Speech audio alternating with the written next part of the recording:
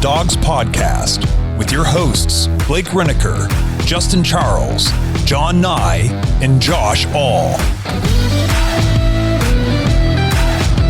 What's up, Browns fans? Welcome back to another episode of the Dawgs Podcast presented by Omaha Steaks. Spring is in the air and it is grilling season. Head to omahasteaks.com. Right now, use promo code DAWGS, D-A-W-G-S, when you check out.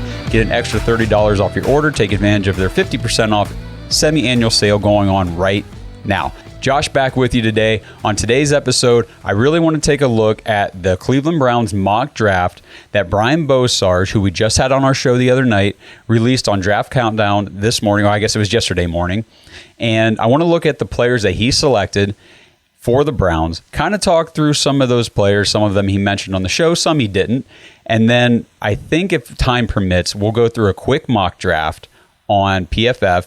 We'll do a simulation and we'll just kind of go through. I want to do a mock draft with trades because I do believe the Browns are going to be trading and moving around in the draft, primarily up or out of spots, because we don't need all 8 picks. We don't have 8 roster spots, I don't believe. So I do look for the Browns to make moves. We'll try to do that kind of a mock draft with some mock trades in there coming up here in the next week or two. But today I want to take a look at Brian's mock and do a quick one ourselves. But before we do, remember, check us out on Twitter, Instagram, TikTok, Facebook.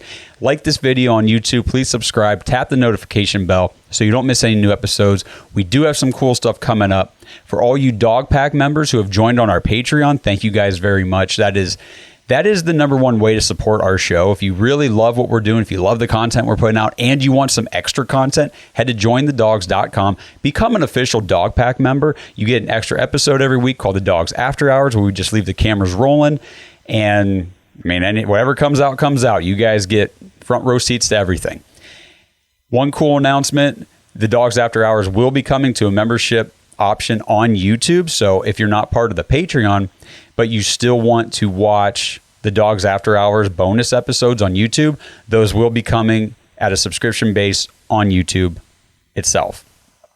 And the audio version of that show is also available on Apple Podcasts. So there's really no excuse not to see the Dawgs After Hours or to at least listen to it. It's a lot of fun. We enjoy doing it. It's raw, unfiltered, and that's about all I got to say. It's just a lot of fun. All right, so let's move in to these mock drafts. All right, so I just want to roll through each pick round by round that Brian mocked in the most recent Cleveland Browns mock draft. Like I said, just dropped yesterday on draftcountdown.com. Go check it out. So at pick 74 in the third round, Brian mocked defensive lineman from South Carolina, Zacch Pickens, and that's Zacch with 2 C's. So if you're going to go searching for him, make sure you spell it right. Zacch Pickens is an ascending player that hasn't quite reached his potential. He has the ability to rush from the inside and has the skill set to hold up as a 5 tech. Pickens has flashed moments of dominance at South Carolina. Is he an upgrade over 2020 third-round pick Jordan Elliott? I believe so. That's from Brian. So Zacch Pickens, again, this is kind of the position that a lot of us Browns fans and obviously the draft analysts are expecting the Browns to move toward if a player that is on their board is available at pick 74. The defensive line still isn't done. I mean, we signed Dalvin Tomlinson. We brought in Obo Okoronkwo for the opposite edge of Myles Garrett. We brought in Maurice Hurst, who I think can be, if he's healthy, if he stays healthy, could be a really good player, rotational player, a nice piece for the Browns. But that's a big if. We do have to draft somebody. We do have to bring in a couple more players to really round out this defensive line. And Brian is saying that Zacch Pickens is the guy. Now, there's another guy that I've got my eye on. I think a lot of you guys do too, at least people that have been commenting on the videos. And we will hopefully see his name available in our mock draft that we're going to do here in a few minutes. Okay, jumping ahead. The second pick in the third round, pick 98, Brian has us taking Andre Carter, edge rusher out of Army. Now, we talked about Andre Carter on an episode probably about a month ago or so when we had Browns staff writer from dogsbynature.com, Barry Shuck, on the show. He got to meet and watch Andre Carter personally at the Senior Bowl, and so did Brian Bosarge. He was also in attendance. So from Brian, Carter has tremendous tape as a pass rusher and the production to match. However, his lack of play strength was exposed at the Senior Bowl and has continued to carry during the draft process. Carter is a project that the Browns can afford to develop that could pay serious dividends in 2024 and beyond. And then just as a side note, Pete's take is that Andre Carter could be attracted to Jim Schwartz, new Browns defensive coordinator. An athletic edge with that kind of length out in a wide 9 could be worthwhile. Are the Browns willing to wait the length of time it will take for Carter to be playable? Now, what they're talking about is, since Andre Carter is coming from Army, these military schools that produce these football prospects, these guys can't train year round like a football player can from Ohio State or Alabama or UCLA or wherever.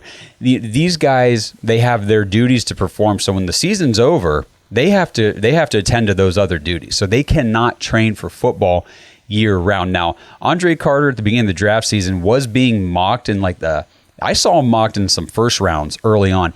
Now he's starting to slip. I think that his lack of, since he can't train year round, his lack of his physical build isn't quite there yet to match up with these NFL offensive linemen. That's why he is being listed as a project, as somebody who could be developed. And that's why they're talking about how he could pay dividends, not this year, essentially. This year would be more of a depth piece, get him in there when we have to, when opportunities arise for him. But for 2024, next year, and beyond that, he could be a really seriously great piece for the Browns or whoever drafts him, as long as they develop him properly. By all accounts, what Barry told us from meeting him at the Senior Bowl, Andre Carter is a hell of a young man, hard worker, motivated, just determined to succeed. So that would be the kind of player the Browns would probably want to bring in. And I have a feeling if he were available later in the third round like this, I think it would almost be a no-brainer to pull the trigger on him. All right, jumping into the fourth round, pick 111. Tre'Vius Tomlinson, cornerback from TCU. Now, Brian mentioned Tre'Vius Tomlinson on the show the other night. From Brian, Tomlinson has been an outside corner for the Horned Frogs. His 5'7", 175-pound frame won't allow that in the NFL. However, Tomlinson's athleticism and ball skills tell me he can be a great slot corner, something the Browns need, and that is something that could help Cleveland. Pete's take: the Browns need to come up with a good answer for the slot. Tre'Vius Tomlinson could help with that, but it's fair to question if his lack of size and length will be an issue. Okay, so like I said, 5'7", 175. He's not a real big guy. And you know that he will not be playing the outside corner role whatsoever, because these receivers in the NFL are, 5'10" at the shortest on the outside, all the way up to 6'4", 6'5", depending on who you're defending. So the Browns do need a slot corner, and I've heard a lot of good things about Tre'Vius Tomlinson. Brian brought him up as a great option for the Browns if he's available in this area of the draft, and clearly he really believed that, because he's got him mocked to the Browns if the picks, obviously stay as they are. If you go look at next-gen stats from the Combine and NFL's actual draft scouting profile for Tre'Vius Tomlinson, if you're looking him up, it's Tre'Vius Hodges-Tomlinson, by the way. So THT, I think a lot of people are abbreviating it. So Tre'Vius Tomlinson, Tre'Vius Hodges-Tomlinson, THT, same dude. Either way, they've got him listed at 5'8", 178, 5'7", 175, tomato. But Next Gen Stats has him ranked as an 82 overall. That they list him with a prospect grade of 6.15. Good backup with the potential to develop into a starter. Production score 6th overall at the cornerback position. Athleticism score 7th. Total score 82. That's 8th overall at the cornerback position in this draft class. 4.41 40-yard dash, 1.5 10-yard split, vertical jump 39 inches, broad jump 11. I mean, if he's available in this area of the draft, I do think that the Browns might want to pull the trigger on this kid. Okay, now here's where things are going to get interesting, and we're probably going to have some debates in the comment sections about this. So at pick 126 in the fourth round, Brian's got his mock taking Zacch Evans, running back out of Mississippi. Now, Zacch Evans is one of the better, or at least coming out of college a few months ago, he was kind of projected as one of the better running back prospects in this class. So from Brian, how much longer can the Cleveland Browns afford to keep paying Nick Chubb? We talked about this with Brian on the episode the other night. He says, while still one of the best backs in the league, Nick Chubb's contract is a detriment to their salary cap. I know they like second-year running back Jerome Ford, but that doesn't mean they can't add another. Evans was a game breaker at TCU before transferring to Ole Miss. His production dipped in 2022, but his potential is still high. So I am also under the belief that the Browns should draft a running back in this draft. I do not think necessarily it needs to be this high. I think there is some really good value at the running back position later in the draft, and we'll take a look at that in our quick mock draft that we'll run after we're done with this breakdown. But This is a good, just drafting a running back. I do like what Brian said the other night on the episode. Why not draft one at some point every year in the draft? The running back position, while we all love Nick Chubb, and I'm not applying this to Nick Chubb, I'm not saying that it's equal across the entire league, but running back, unfortunately for these players, is a very expendable and replaceable position. Now, obviously, the things that Nick Chubb brings to the Browns, that's not expendable. You can't replace that very easily, if at all. But production-wise, and especially if we're moving to this more 5 wide receiver or whatever, 5 wide heavy pass, air raid offense or whatever we're thinking about doing, with Nick Chubb moving a little bit older into his career, I think he's 27 now or something like that. I believe this is the last year that he's under this contract with the Browns. I'm not saying they're not going to keep him, but what I'm saying is they do need they have to have some sort of continuation plan in the event that Nick Chubb, I don't even want to talk about him leaving the team. What if he gets hurt? Are we going to roll out there with Jerome Ford and Demetric Felton? I don't think so. We need to have depth at the running back position, especially with this offensive line that always gives space to running backs. We saw Dearness Johnson succeed. Kareem Hunt obviously had great success here before we quit using him last year. Don't know what that was all about.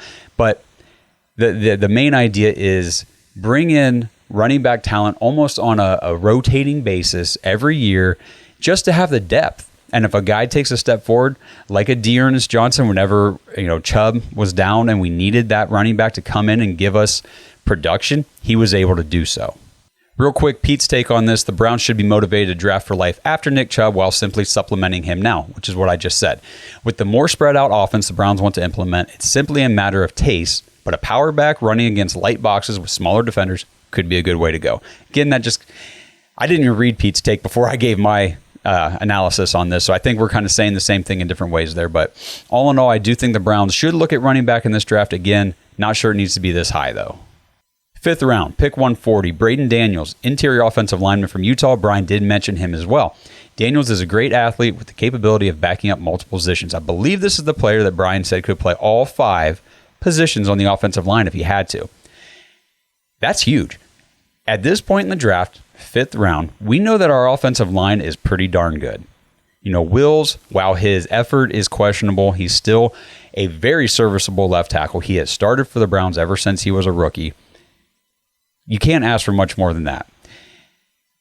You've got your interior set right now with Bitonio, Posick, Teller. These guys are awesome. Conklin on the right tackle.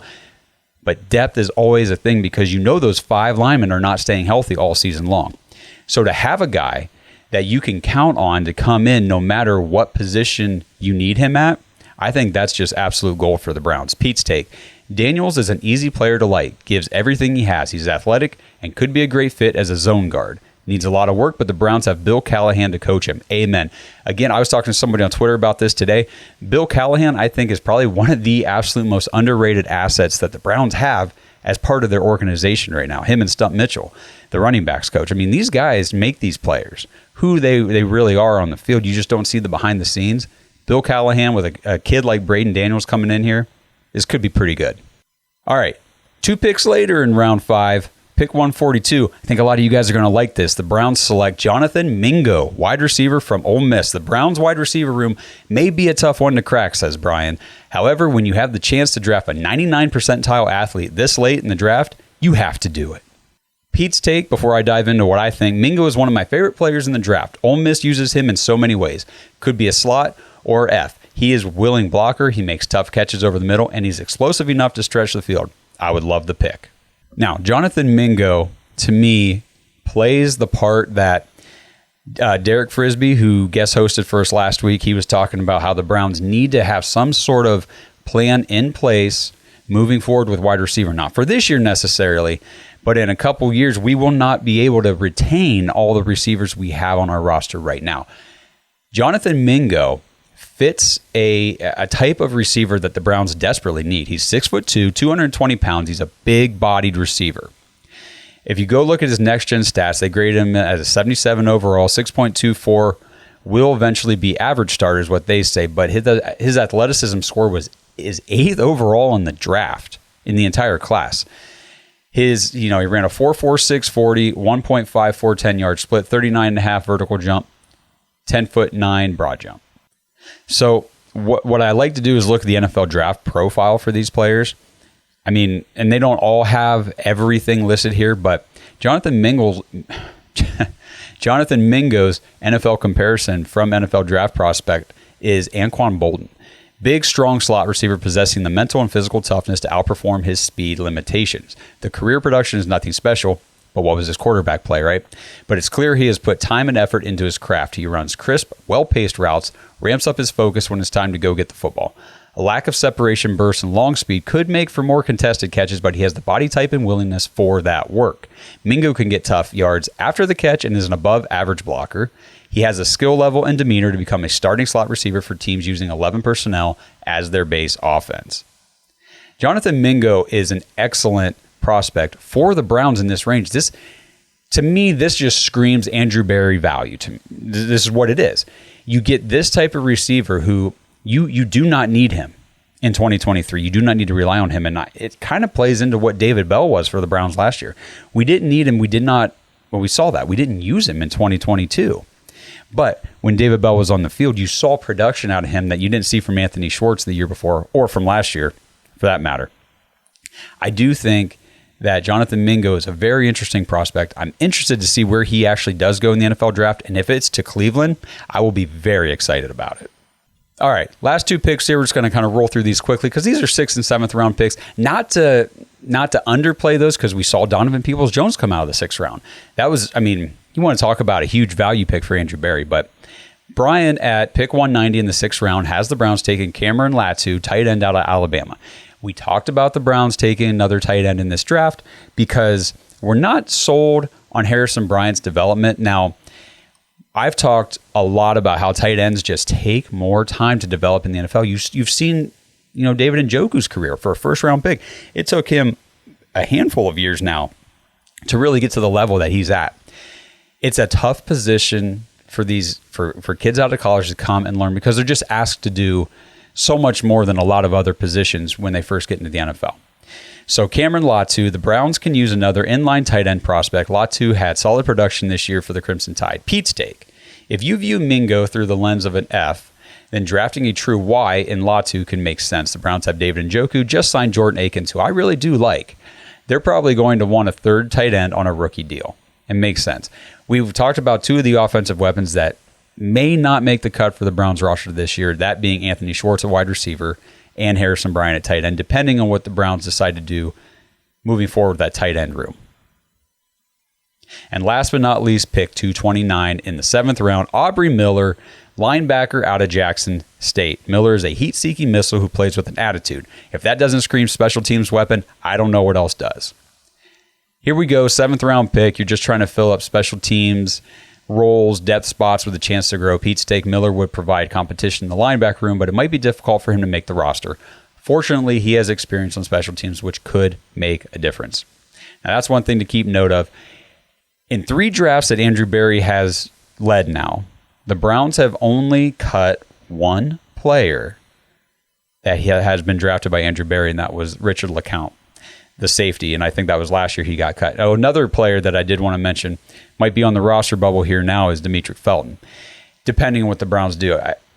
There's a lot of good prospects in this class, and I do think the Browns, they're not going to use all these picks, but, bringing in a guy who's a special teamer like this that you can rely on. We saw our special teams really suck last year, and a lot of that was the coaching, but we do need the right players to execute this stuff. We've got the right coach now. Let's get the right players.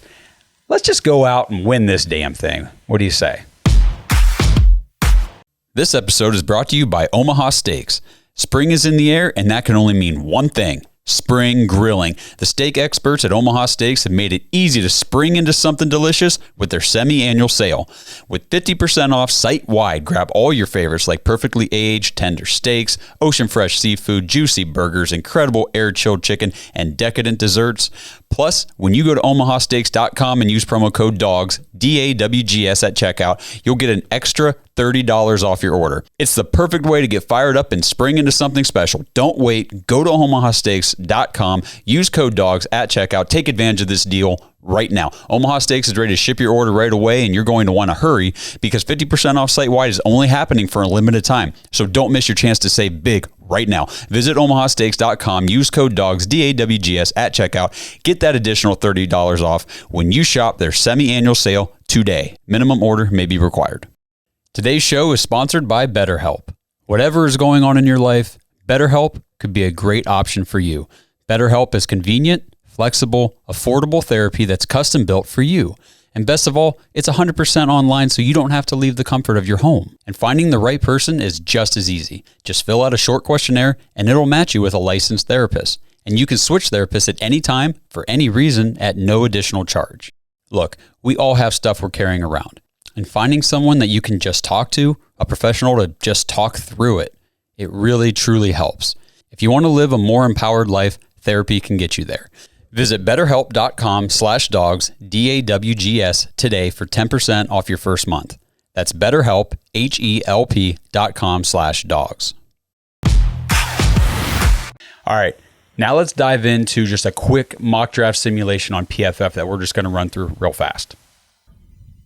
All right, so here we are on the board at pick 74 if the Browns stay at 74. And the guy that I was talking about earlier from the defensive line that I think if he's available at this spot and the Browns are on the board, they're going to take him. And it's Karl Brooks, the edge rusher out of Bowling Green, though he's listed as an edge rusher.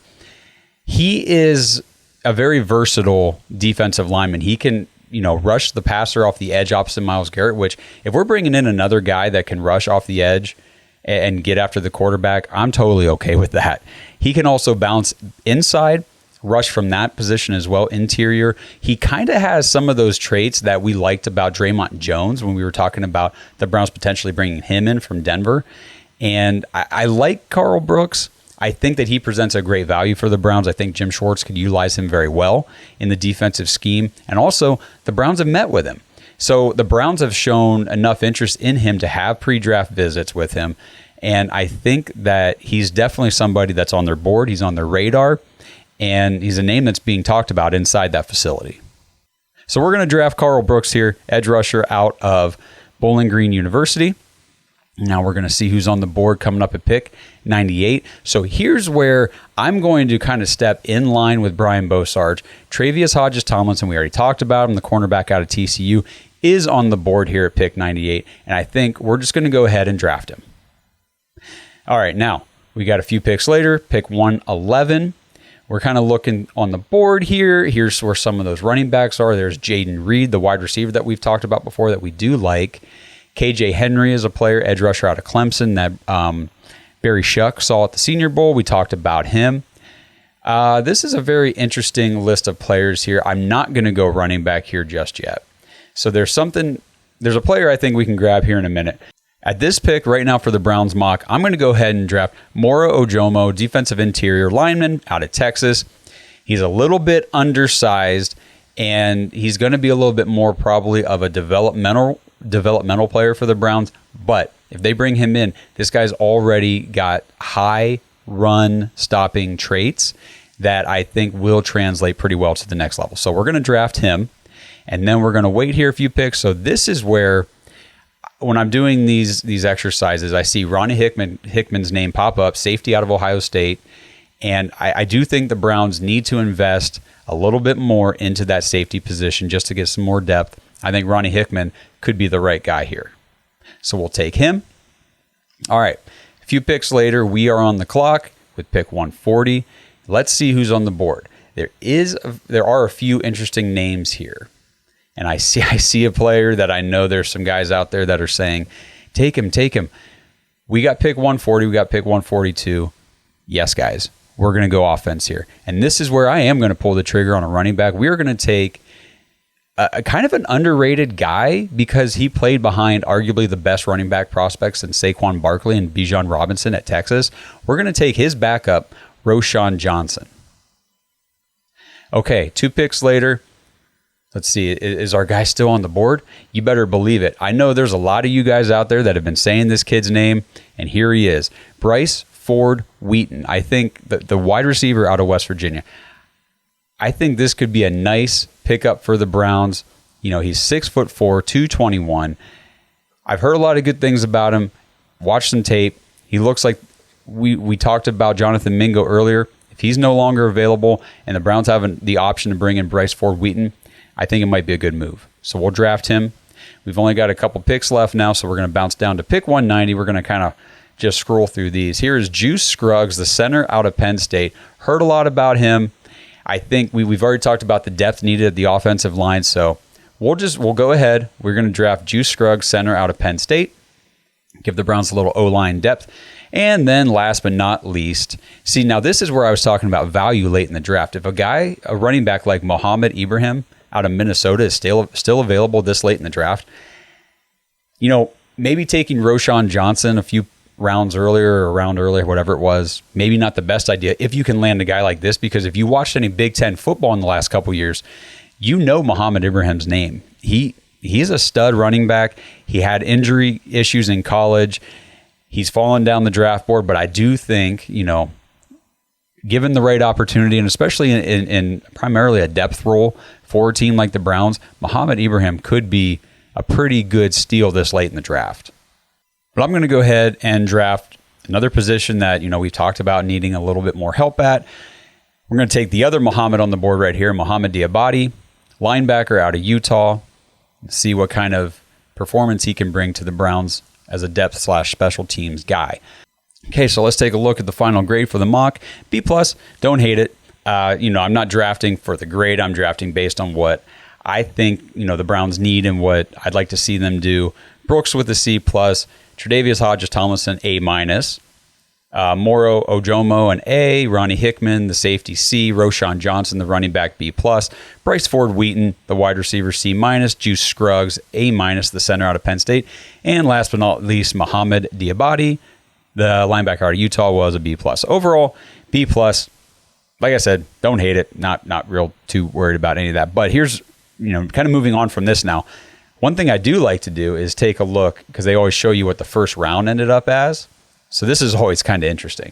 So let's just kind of see how the first round played out. We had Carolina taking Bryce Young, number 1. I still think it's going to be C.J. Stroud, who in this mock went number 2 to Ohio State. Will Anderson, this guy's a dominant edge rusher. He's going to be pretty good in the league, I believe, out of Alabama. He's going to the Cardinals at 3.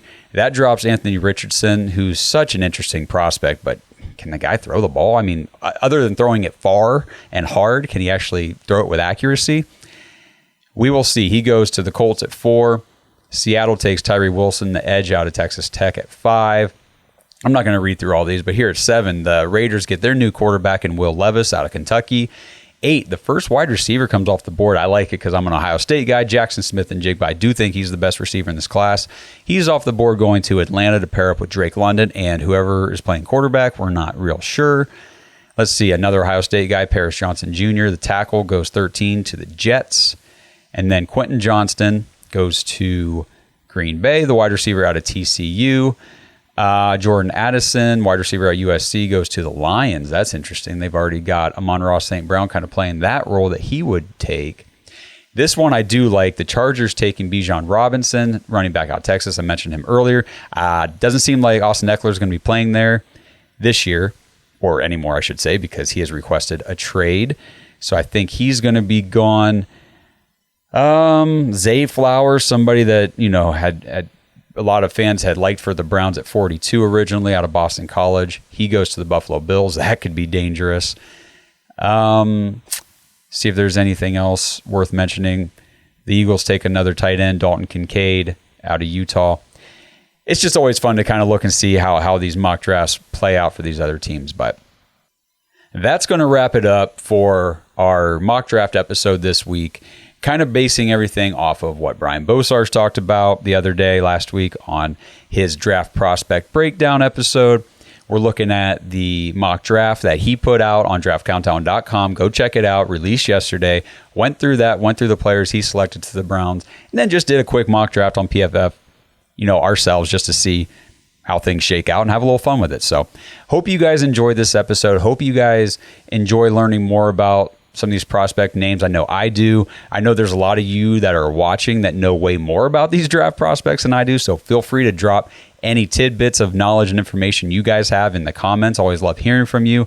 I learn a lot of stuff that I talk about on the show from you guys, from the people in the Patreon group. You guys are just chock full of knowledge. You're honestly a huge resource for this show, and we appreciate everything you do, all your support.